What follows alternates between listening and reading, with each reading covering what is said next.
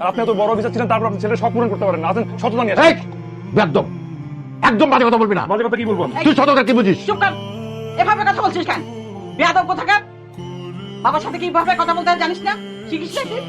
একটা বাইকের জন্য তুই বাবার সাথে এইভাবে কথা বলছিস? আমাদের সততা কে নিয়ে লাগে? দেখছো কিরকম বেয়াদব হয়েছে? দেখছো?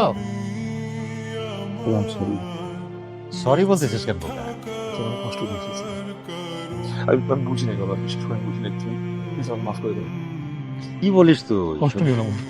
শোন, ছেলের কোনো দোষ বাবারা মনে রাখে না। তুই তখন বড় হয়েছিস, বিয়ে শাদী করছিস, কদিন পর ছেলে মেয়ে হবে, তখন বুঝবি বাবারা যা করে সন্তানের মঙ্গলের জন্য করে।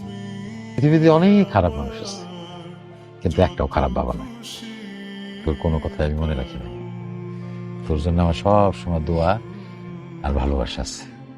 বলো তোমার